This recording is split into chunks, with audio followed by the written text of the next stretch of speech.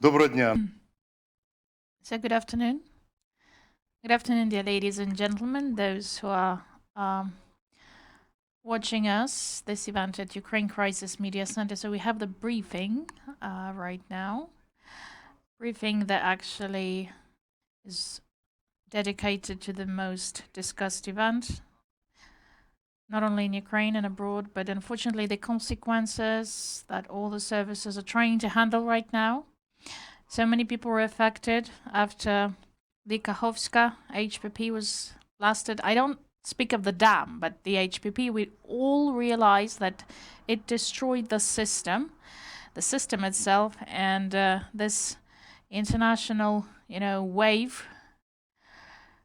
Last night, we had the UN Security Council discussion related to this topic, and all the discussions are somehow related to the consequences. They're circling around the consequences of this disaster.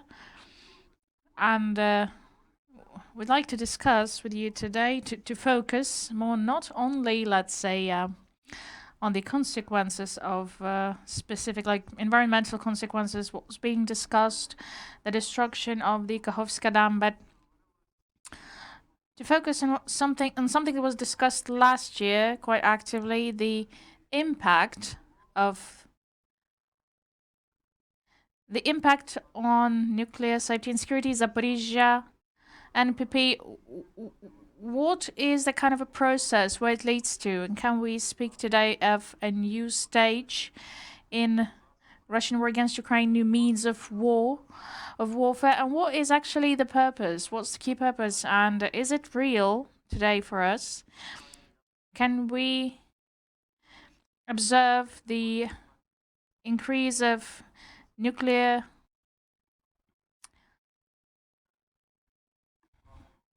threats? Because what is IAEA doing, giving some very typical statements, trying to calm everyone down? And we can see these threats are somehow diminished, but I do think that's important to get some expert opinion on that. So we have a chance today to provide some independent expert opinion from people who do not represent today any state agency, but they do know they have enough of expertise. They took very responsible positions, and they're actually observing all that. They know what the situation is. They can make some forecasts, give some proper opinion. It would be really great, I guess, and it's quite fair to share this with people. These opinions, maybe some ideas and proposals can be even used right now to enhance our official state position. Yuriy Kostenko, I will not introduce the part of your political activity.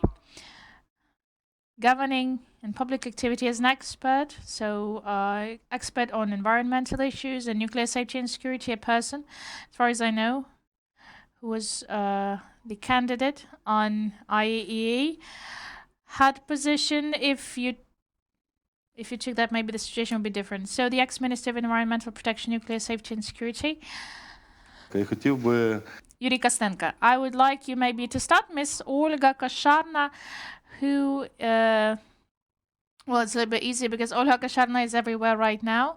I've just seen her in the morning at, all Ukrainian platforms and international ones. So, nuclear energy expert in brief.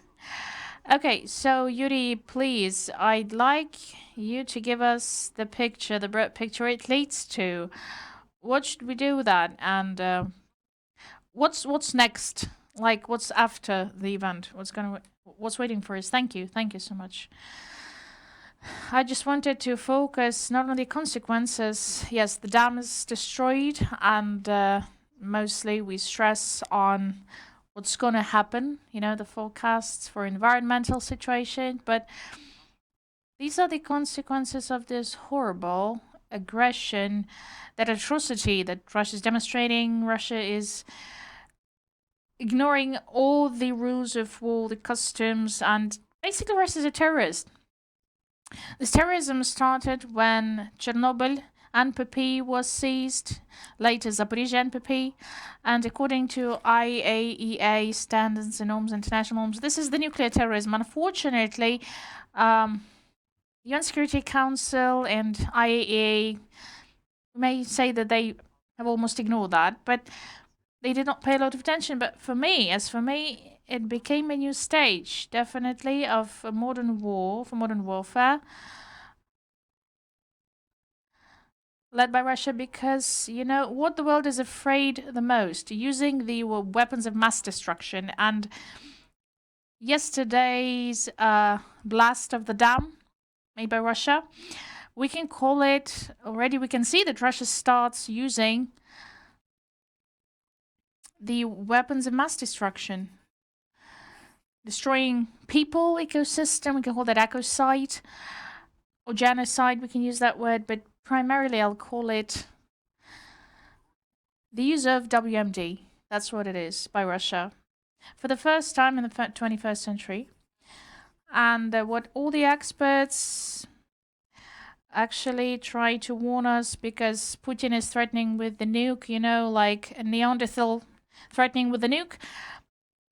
When the red lines were set, you know, somehow Russia diminished it a little bit, but nobody paid attention to it, that Russia is holding a whole NPP as a captive, all the people there as captives, and the blast of the NPP, the explosion, can actually lead to worse consequences than even the situation in Japan during the World War II. You know, as a person with a lot of political expertise and the one who met so many various international politicians and decision makers and Ukrainian citizens, as an ex-minister of environmental protection and nuclear safety and security, at the meetings on potential threats, Chernobyl NPP does not function, the reactor is destroyed. 200 tons of nuclear fuel, what processes are they? You know, these physical processes. Many people don't know how to forecast what it may lead to, how to fight that. People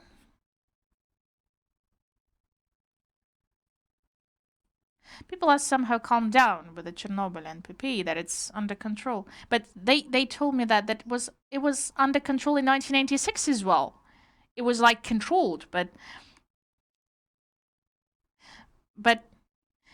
people receive that dose of radiation, the health of was affected. People are not interested in that, whether this is like a peaceful nuclear energy or this is a weapon. We don't know what's happening there, you know, because we have territories occupied. We don't know the exact number of people who died or injured. People are not interested in the dam explosion. They want to stay healthy and alive. What Russia did, I call it like a new stage of warfare. Russian aggressor is opening a new stage of that horrible warfare, that horrible atrocity against humanity. It's not just against Ukraine, it's against humanity.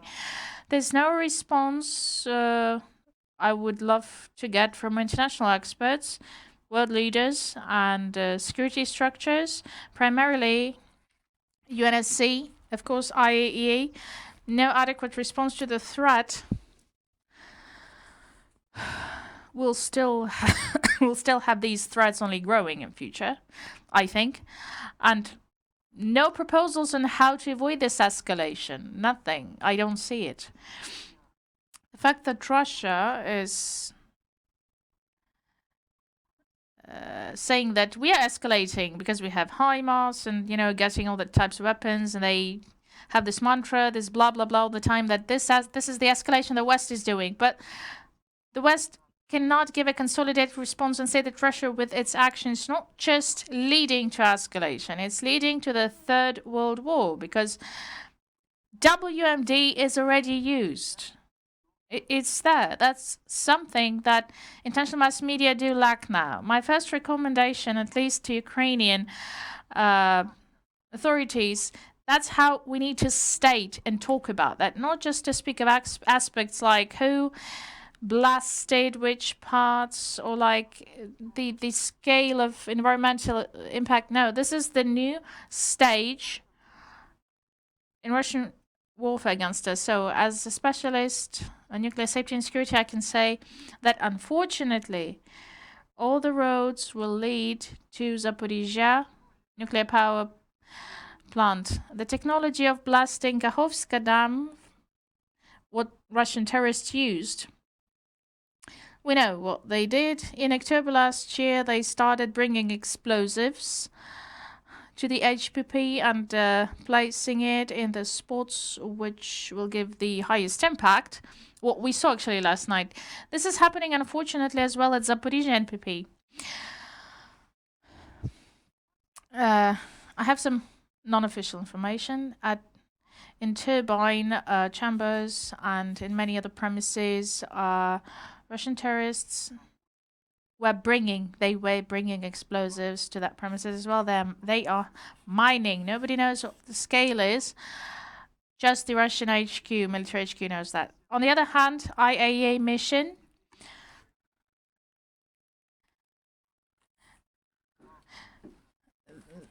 Mr. Grossi did the only useful thing, actually, but they are not allowed to enter those premises for control. You know that the key IAEA task is to control the non-dissemination of WMD. Ukrainian nuclear power plants, in particular Zaporizhzhia, they are under legal control of IAEA. I signed the agreement with Director General of IAEA on security guarantees in 1995, excuse me. And I can definitely claim that the fact that inspectors are not allowed to go there, they are fully entitled to visit any NPP under their control. Not even any premise, like they can dig deep into technologies. This is a grave violation of international law by Russia. So my opinion is that what we had the incident at Kakhovka HPP and what Ukraine is experiencing, this is just a prerequisite for something that may happen at the worst scale. A huge nuclear disaster we may get in Zaporizhzhia NPP if now Russia observes purely diplomatic, like very neutral response to its use of WMD. If there will be no response, I don't want to be a bad prophet or an angry prophet, you know. I just don't want to mention anything that may happen at Zaporizhzhia NPP. This is the key thing that today we have to focus on. Ukrainian authorities, president, government, and the Ministry of Foreign Affairs as the loudspeaker of our opinions. Giving the statements, have all debate in all possible institutions. First of all, the security institutions run these debate, but via diplomatic channels to carry out thorough negotiations with our partners, those who help us to eliminate the consequences of Putin's atrocities.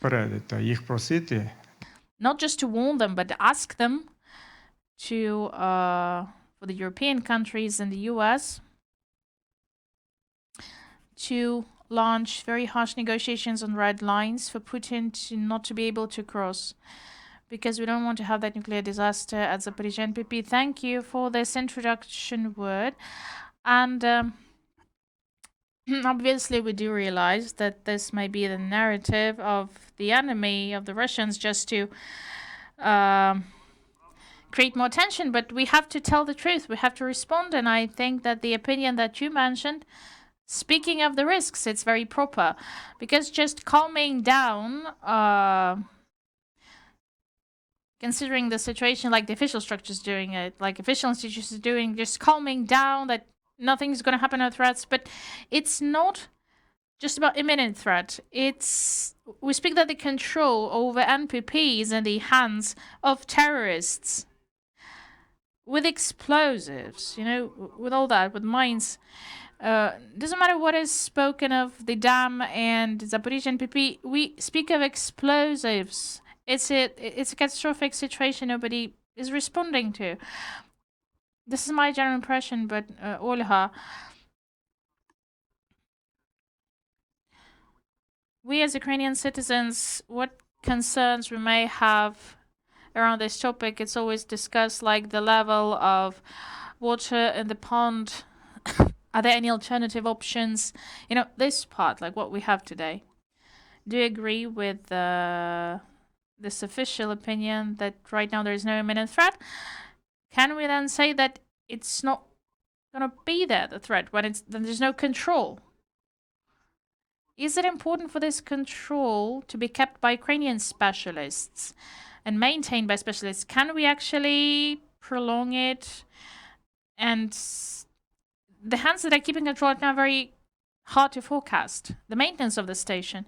Thank you. Thank you for the invitation. First of all, I'd like to stress that Zaporizhzhia NPP energy blocks, since September 2022, 5 blocks are in so-called cold regime and 1 in the hot mode, the 5th one. In 8 months, the reactors were cooling down and the temperature of the first contour heat carrier was going down. So for the nuclear fuel to be cooled in the active zones right now, we need to have less water compared to when they have their full capacity. This is first thing I just want to mention. Secondly, I'm very concerned that 5th energy block is still not in the cooling mode. This should have been done by Держатомрегулювання to change the license requirements. Putin, he signed the order, despite that he signed the order on transferring the Zaporizhzhia NPP to Russian Federation control in order to say that in Ukrainian license, by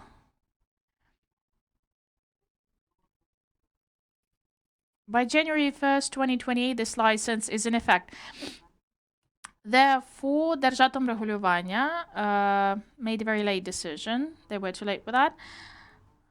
And the decision to cool down certain blocks in February 2023, they had to do it in August 2022 when the shelling started, systematic shelling of the NPP system. Yes, right now there is a pond, a cooling pond next to NPP, and there is a mirror,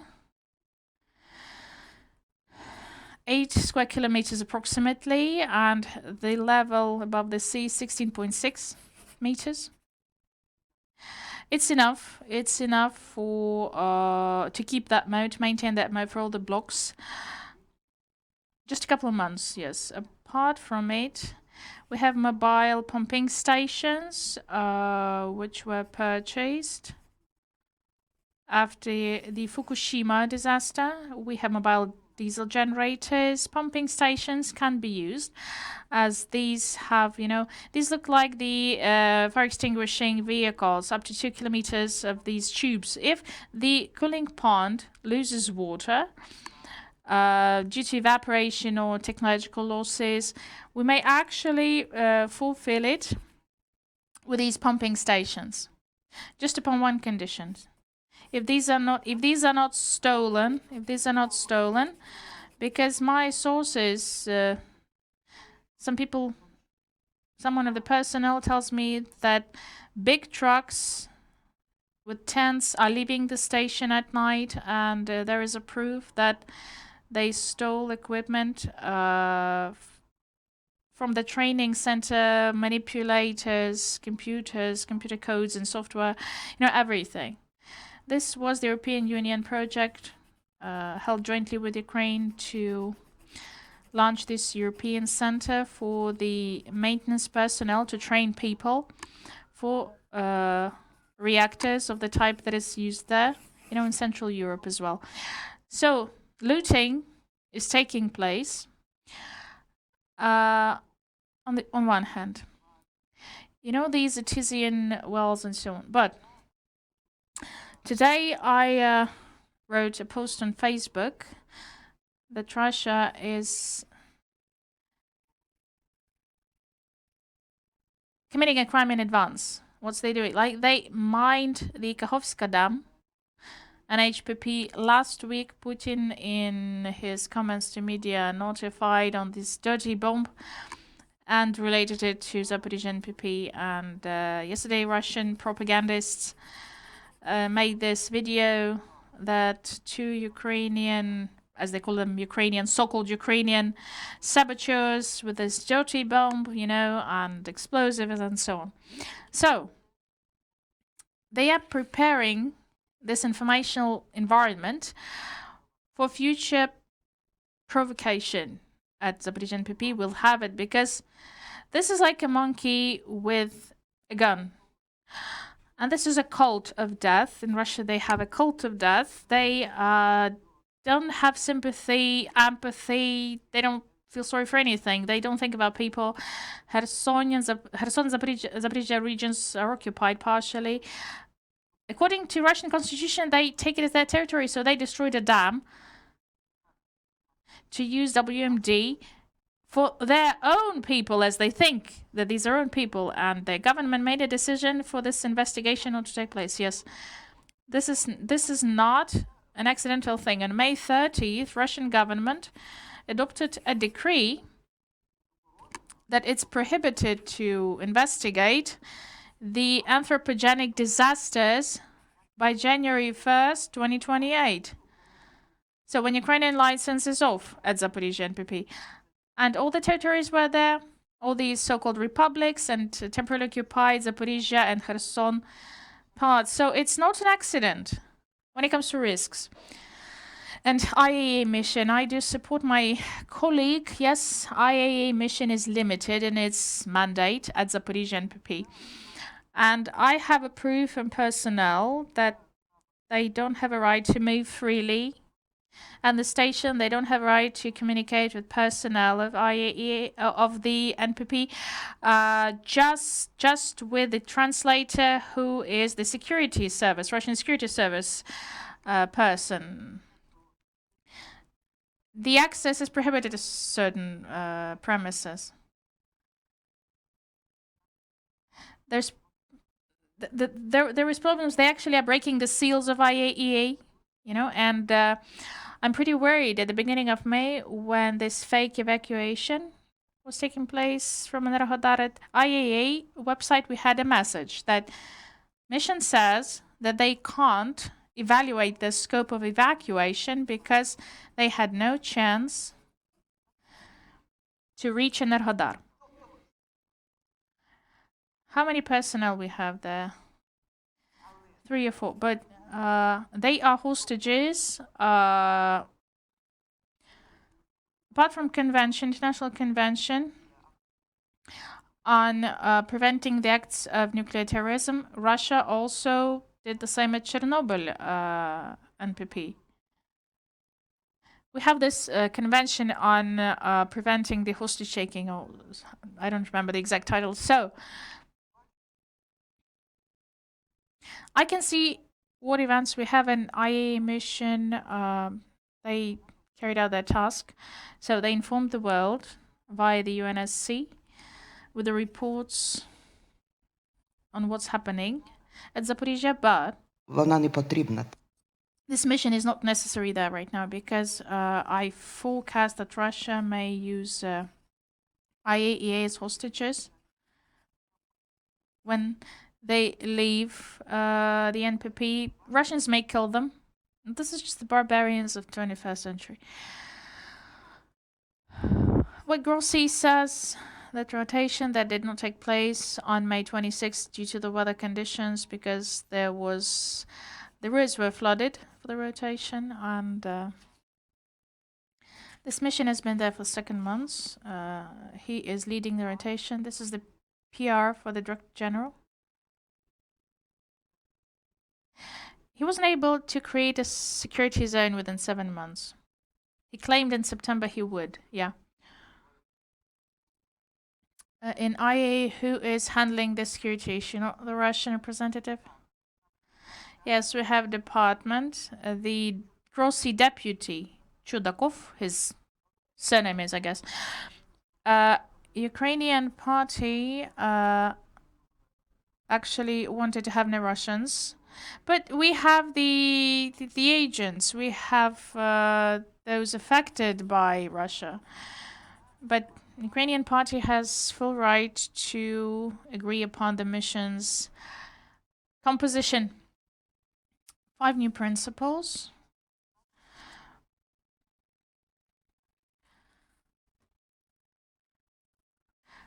Which basically have no relations to nuclear security and safety. So these will not be taken seriously by Russia. At UNSC meeting, it was clear Russia stated no military, no heavy ammo, no artillery, no tanks, nothing, no explosives, like there's nothing. We're doing everything, international commitments and standards of Russian legislation on nuclear energy. Ukrainian party says that we take this into account, but we insist on the occupation, on transferring this NPP to Ukrainian authorities' control.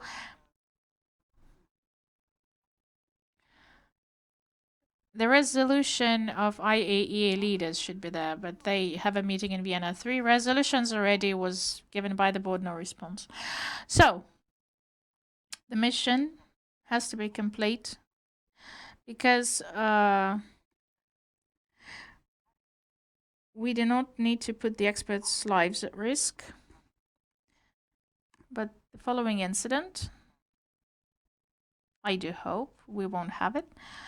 I'm pretty sure we will get one at Zaporizhzhia NPP. At least the option. I understand that we speak of the problems right now.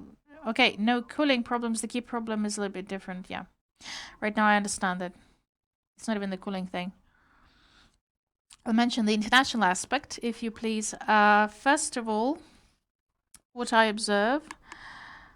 we observe for quite a long period of time, what we've been observing, all the discussions are shifted to the areas which are secondary, because we have basic issue, the aggression, the violation of UN statute, and they try to find some solutions during the active warfare period.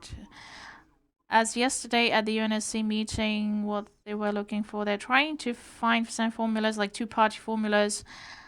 And it really is a concern for me because we're stepping away from the key problem. Military. So military are occupying the nuclear object. Okay. Explosives, is it there or not? Where it's placed? It's a horrible situation because we have the uncontrolled process, as you said. IAEA simply cannot handle it. They have like different functions. They have narrow functions. If being honest, they have narrow functions. But what is really weird, what is surprising, I'll give my own opinion.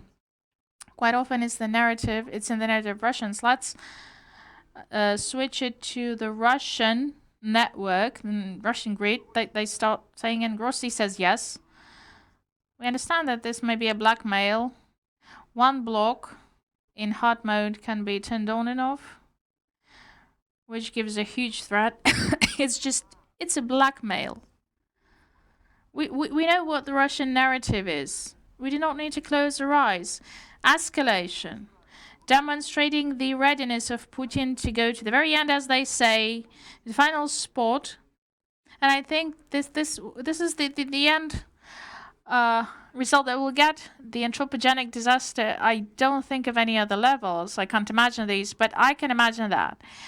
And I'm so surprised that a week ago, when there was a direct statement from the Russian leader, we have quotes where he openly said, he mentioned the use of some dirty something at nuclear power station. He said, yes, we will use it to push your population, push your people towards something. And now we have a problem coming to a different stage. I agree, this is a different stage. And methods to respond to it, we still do not have a consolidated method. We can see at today's UNSC meeting, lack of coordination, they're not acting timely. Russian propaganda, unfortunately, we have to claim it already. Yes, they're lying, but this lie really supports and helps those countries who really don't want to admit the fact that Russia starts, I'll say softer, that Russia starts using WMD.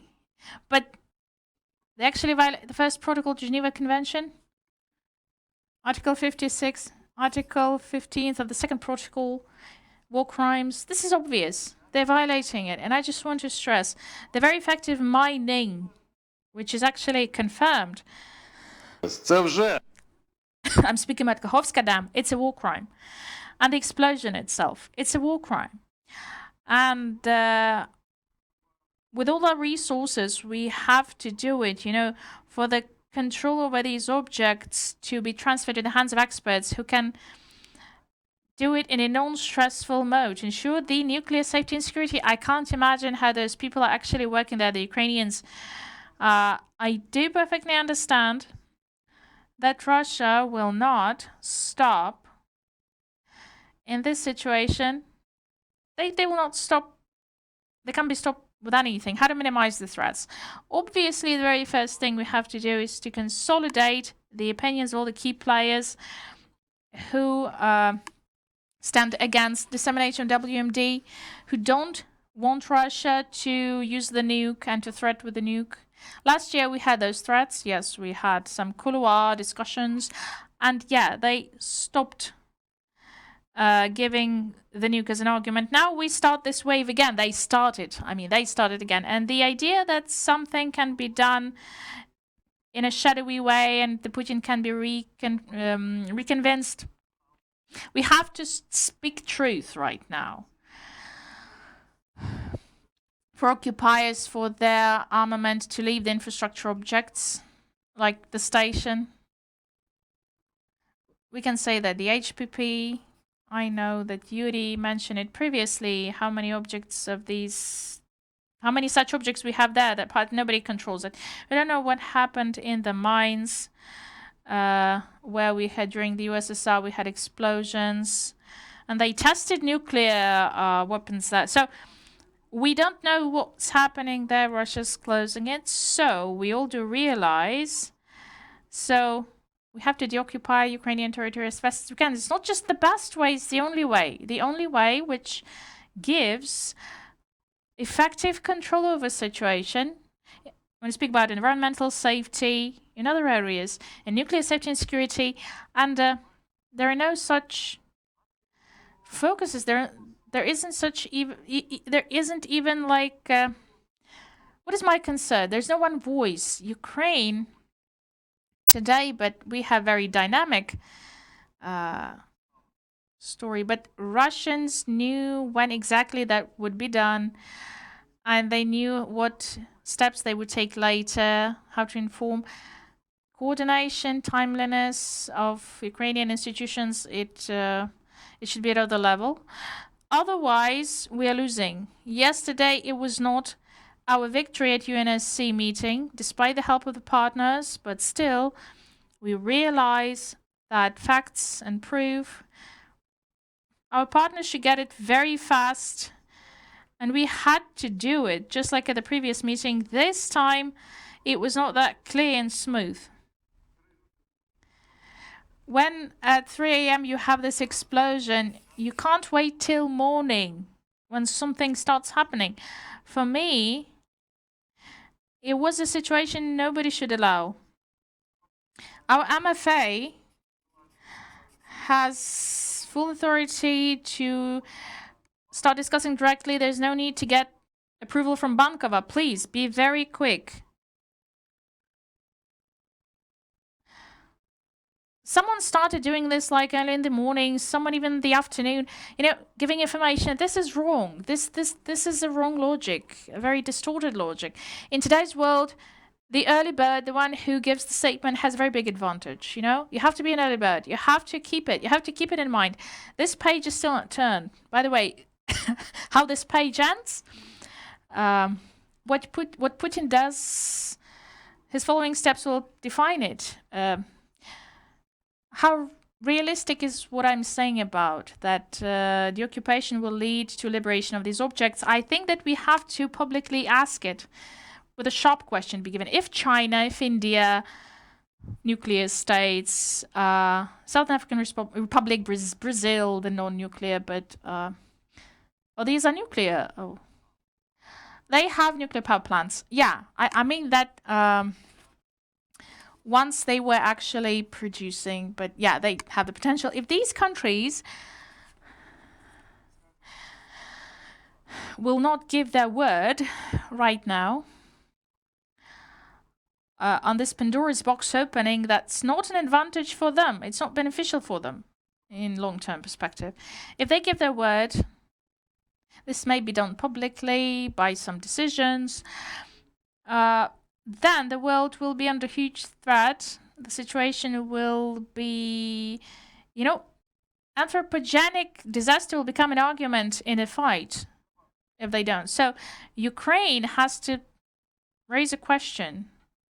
Yes, we need to raise the stakes because it gives an impression that we are following the terrorists. The world is reactive, not proactive. We have to be proactive because later, when the risks just become immense, they're growing now and they may reach the maximum point. Later, we will not have time to respond properly. Okay, one thing is clear for everyone that the only way is the results of the front line. Without this, unfortunately, international system demonstrated its bankruptcy in terms of responding to that. And I fully agree. Maybe Yuriy has more expertise. He gives some credit to IAEA, but all these games during disasters, it seemed to me, is just a distraction. We have to just ask it clearly. IAEA did everything they could. Now, we need to have another consolidated opinion from all the countries, nuclear countries, including those I mentioned, to make the disaster impossible. We also have some aspects and issues, something that we'll observe. We understand that this has certain positive aspect. Russia understands at the top level their incapacity of occupying it with military means. This is a signal that they can see that Ukrainian capacity and our armed forces capacity, so we can do it, the Ukrainian territory in Crimea, so they can't basically oppose us. And the measures they take, we can see that they do not want to develop the territories they occupy. This is, for me, actually a proof they start thinking of other scenarios. They even, unfortunately, they also think about a scenario of this destroyed land, burnt land, when they leave. This is a huge challenge for us again. With what means? How can we avoid? How can we minimize, mitigate the consequences? We have to be ready.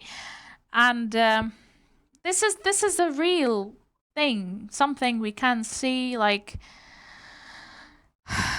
all these anthropogenic incidents we may actually observe and witness, and what we can see in Crimea, in eastern regions. We have to know now how to respond to these things in future.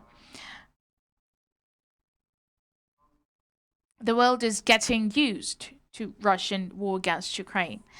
Well, actually is my concern that even the language, of evaluation does not correspond to the level of threats that we have in the world right now.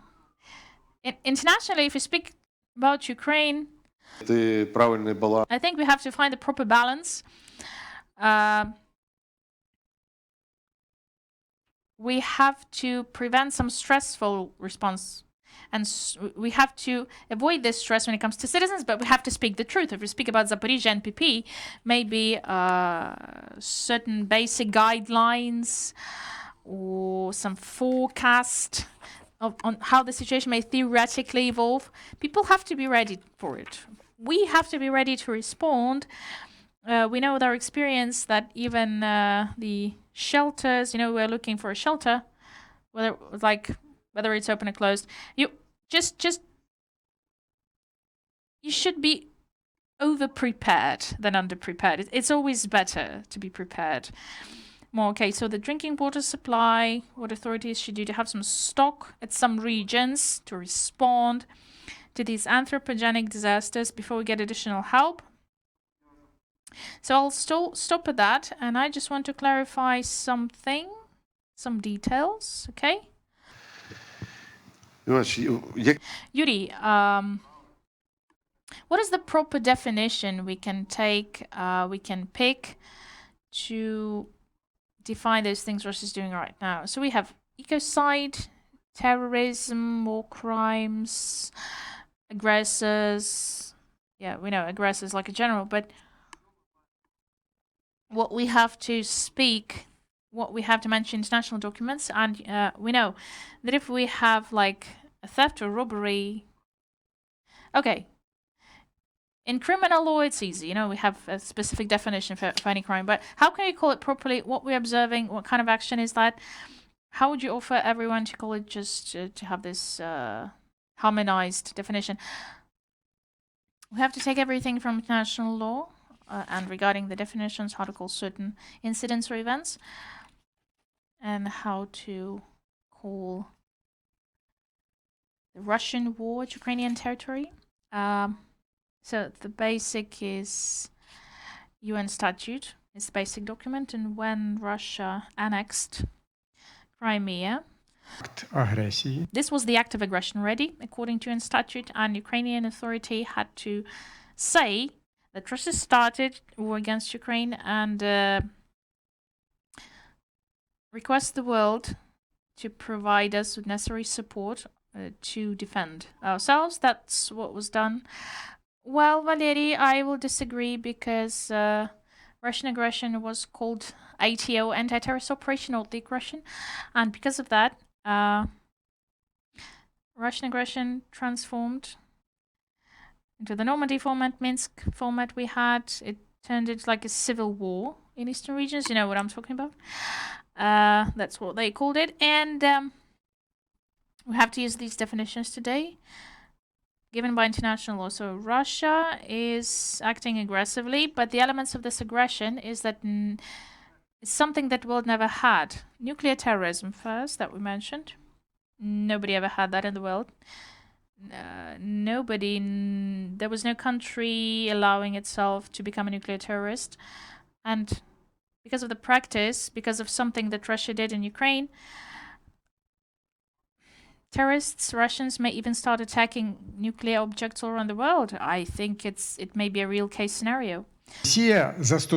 Secondly, Russia started using WMD with bombarding or, let's say, destroying the Kakhovka HPP. This is the weapon of mass destruction.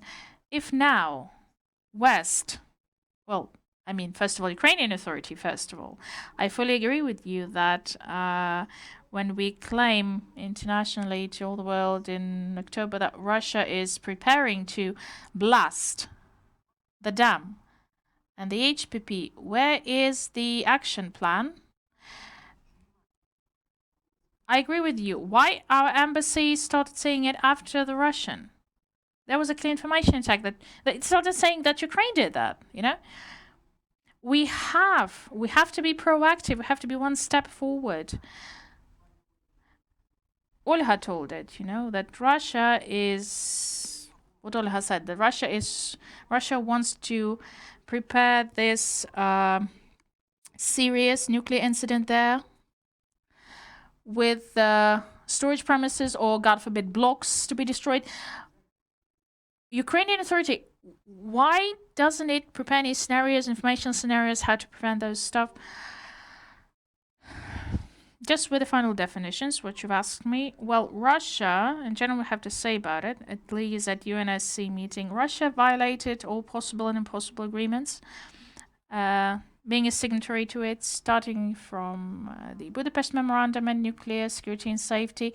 They say it's not a guarantee, but it doesn't matter what the document is, how it's called. Look, Medvedev, how he spoke of Budapest Memorandum. We did not give a guarantee of security. We never promised Ukraine anything. We have no commitments when it comes to security. Okay, now, when the aggression started, Russian aggression started against Ukraine, the Crimea was the next. What Putin said about green men, we have no green men there. In a month, he says, yeah, like we had them there. Now, second thing. What Putin promised Biden 2 weeks before the aggression. No, it's just the maneuvers, just the training, no threat. I guarantee there is no like threat or even full-scale invasion. Why these facts on what Russia is doing in its information war against Ukraine, not just this horrible physical one, but informational, the world would see what Russian regime is. Russian madness, Russian mad president, dictator.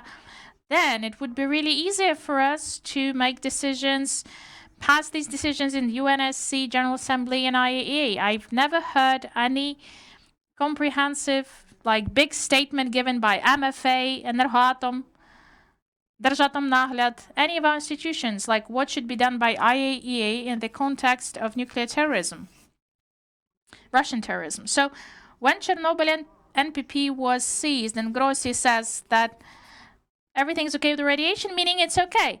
And nobody says about the terrorism itself. On the very same day, Energoatom, Держатомрегулювання, and MFA together had to give a statement.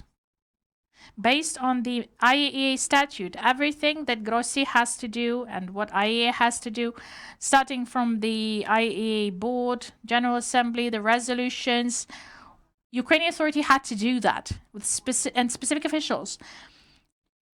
We have more than a year of war. Where is that policy? Where is it? I haven't seen it from our officials. So, speaking of what Russia is doing, first of all, we should base it on international documents and standards. Russia is a signatory. Secondly, what should be spoken? We've managed to survive this horrible Chernobyl tragedy. That actually showed how, even the former USSR leadership, with its instructions, guidelines, with everything that was, like, these were helpless. Those officials were helpless. But we have this experience of that tragedy. And today we have to focus on these scenarios. Who can be in the risk zone when it comes to Zaporizhzhia NPP blast, potential blast?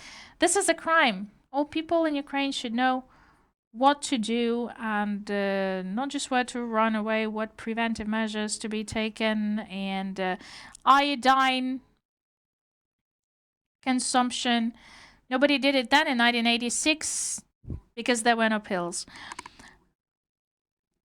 It's like they're acting like ostriches. You're like hiding your head in the sand and nobody knows anything.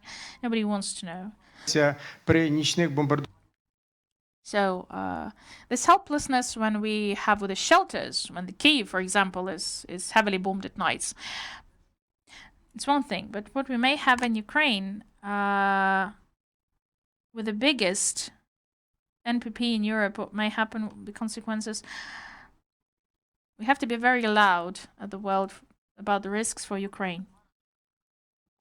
Chernobyl cloud raised 11 kilometers up, and it polluted so many territories around the world, you know. The Fukushima, let's take it as an example, yes? 6 explosions of reactors at Zaporizhzhia NPP. This is apocalypse, just apocalypse. Why nobody is speaking of it? Why nobody is speaking at IAEA, UN, at UNSC? An African country that has some economic difficulties and they have famine. So we're focusing just purely on Ukrainian grain. Yes, they don't want to think about it. We have nuclear countries, though, who use nuclear energy. Why Ukraine does not speak of it harshly? and clearly what to do. I don't believe in international community efforts.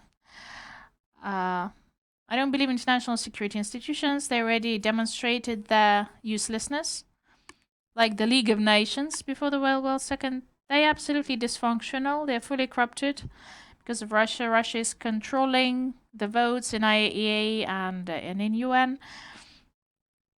In UNSC, of course, they control the secretariats of these organizations and traditionally corrupting, spreading its impact via corruption. It's well known. But people close their eyes. I believe in one thing, in the power of Ukrainian armed forces. And yesterday's event has to reactivate our authorities. They have to start working again to get all necessary weapons for Ukraine. For the counteroffense not to be just successful, for it to be finished with complete liberation of our territories and rapid one. When Ukrainian army will come to Vasilievka in Zaporizhzhia, like 60 kilometers, Russians will leave everything and just forget about the explosion. They'll run away, saving their lives. And that's how we can bring the aggressor to peace. That's how we can secure us in the world when it comes to nuclear disaster. Thank you, Yuriy. Thank you so much. I just want to give a couple of words. Well, basically, the level, maybe Olha will tell about it. We have different scenarios, even using the NPP as an object. They can blast 6 reactors. They can use other scenarios, but okay.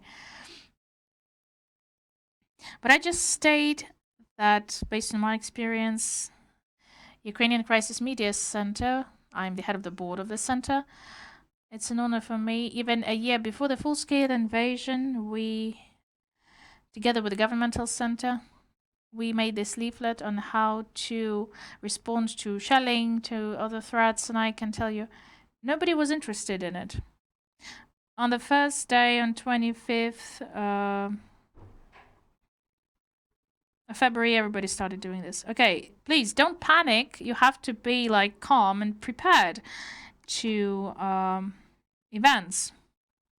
Please remember February 24th last year. You have to get some minimum stock of water, some food to be just some basic stuff, to have some clothes, to transport. If you have your personal transport. Okay, we will continue doing that, but I fully agree.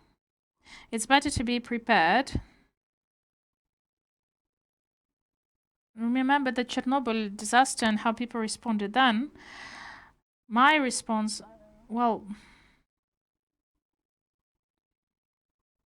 if we were prepared, then it would be different. And if there was a sincere conversation with people, and one is raising. And I love to tell the truth, usually. And to be prepared for the risks, even if these risks stay potential. But you gave us an answer. The occupation of territories as fast as we can, but we don't have an answer for the later. The occupation of territories, 60 kilometers, it's a huge race still. Well, I really want our army to do it fast with great maneuverability like we had it next to Kherson and Kharkiv. I really want that to happen. But we have to understand that Russia is in such a condition they will still be there after the occupation. And those threats to objects, the shelling, they can shell us via the border, missiles, it's still there. It's an open question. So, yeah. I'll stop at this, but I just want to tell you, when we had the regular shelling, when the infrastructure objects were shelled, with the transformers, soon we'll have winter. I'm interested, is anybody doing this? We have to doing not just to respond instantly, but we have to prevent that, be proactive. Olha, I just want to ask you this scenario. We speak hypothetically of risks, blast. Are there any other ways? Okay, do we have any other threat levels for the nuclear object to be used for the blackmail? Of course. Grossi says that we need to have a reserve line for the Zaporizhzhia heat station. Yeah, he speaks of that line, so Russia is actually controlling that line. So the line that this line was destroyed, that actually connects them to the unified energy system, and the occupiers simply did not give a chance to repair that line. This is a planned event, so they want to drag their own line and connect it.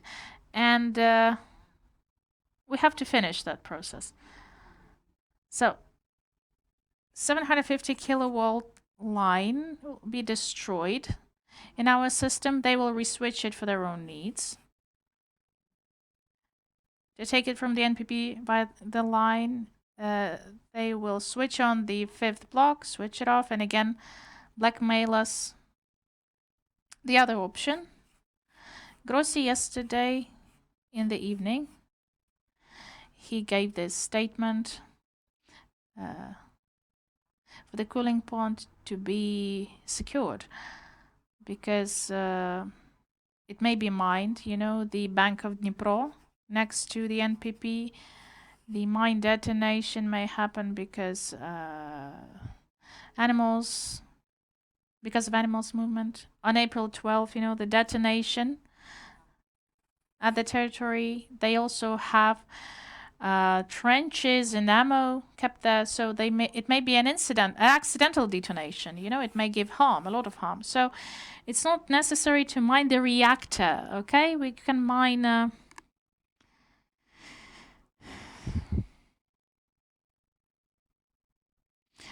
You can stop the water coming to the cooling pond. Yeah. Okay, we'll stop with the options. We can have different ways. Yes, I understand. Important thing. The emergency response. The emergency response is destroyed since the moment of occupation at the NPP because there is no local authority being trained there. Security service, medics, state emergency service. There's no one. All those who respond to it, it's like there was a special training on what population of Enerhodar should do. In this case, nobody knows. On Friday, a lady came to Enerhodar who is heading the Federal Medical Biological Agency. Yeah, from Russia. Yeah, do they have 10 beds for the disaster? Yeah, this is a preparation. Informational preparation. Some new equipment and some training. They were measuring the radiation level. Last week it took place. But I just want to support Yuriy. Such a behavior of Russia, it will affect the future of nuclear energy in the world. Not just from the standpoint of nuclear terrorism, but so many states will start thinking, oh, they could do it? Like, someone could simply take a nuclear object without consequences. Why do we need nuclear stations? Nuclear power helps us to stick to Paris Agreement because it reduces the CO2 level. Yeah, but I just really want to stop with that. Thank you. Basically, I think the key ideas we've given. I'll draw the line. What is clear, what can we summarize from our expert's opinion first, is that the new stage and blackmailing or using the similar ways, using the weapon of mass destruction,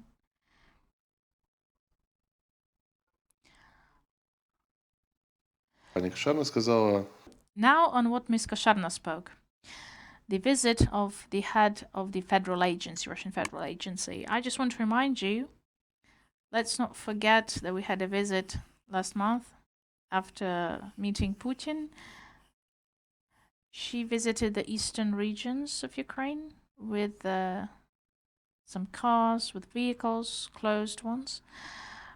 But it was clear that these were the vehicles to be used to respond to WMDUs.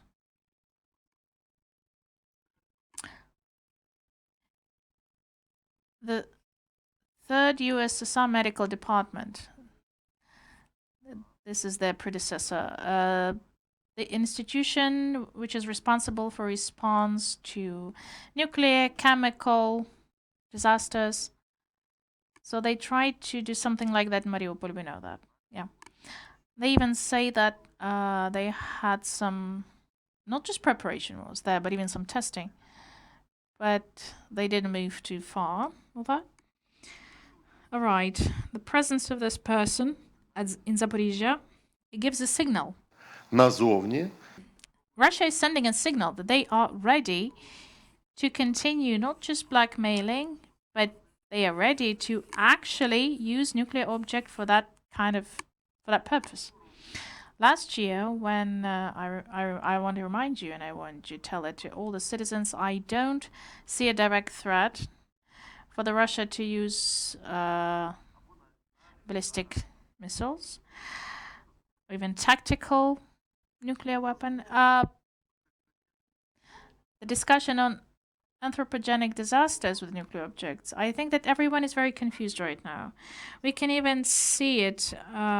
Ukrainian representatives still don't know how to respond in a unified way. I do hope that they analyze the situation, as the US President said. Rishi Sunak also said that they analyze the situation and they will give a consolidated opinion response, because current response, we have to put it at the maximum level. Otherwise, the next steps will be there. We really don't want to help Russia and Putin to raise escalation, if we can say. When we speak of these threats, we give a pass to that area as well, but we realize it. I think in this case, the game is very clear. We need to have some countermeasures. We need to know what definitions to be used, proper ones, and what means to respond. These means have to be fully corresponding to the level of threat. This should be very, very well thought. Informational activity. It can't happen so that in such cases, and as always, these happen without any advance awareness raising. So it happens accidentally. We need to have this channel for public awareness raising. Vladimir Zelensky cannot put it all the time in Twitter, on social media. It can't be the only channel for journalists, for foreign journalists. We are surprised why journalists give different opinions on the situation. Well, because we don't have one single representative, like a presidential speaker, like in other countries. An official person responsible for a person who is responsible for confidentiality, for access to information.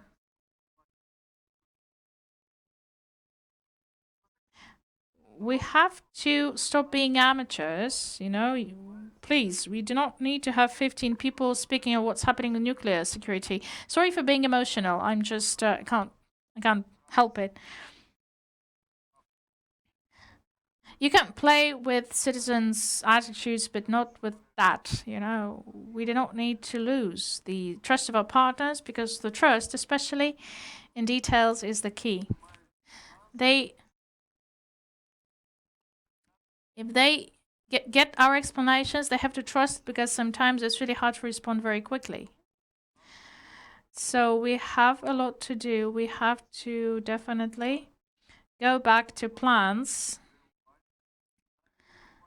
responses, scenarios. I understand that They can say we're doing it, just not publicly. Let's be honest. We know what's being done, what's not. But we also have a public part of that. In public part, we can see that coordination, interagency coordination is not something we need during the war, when we have a nuclear threat, when escalation is rising very high.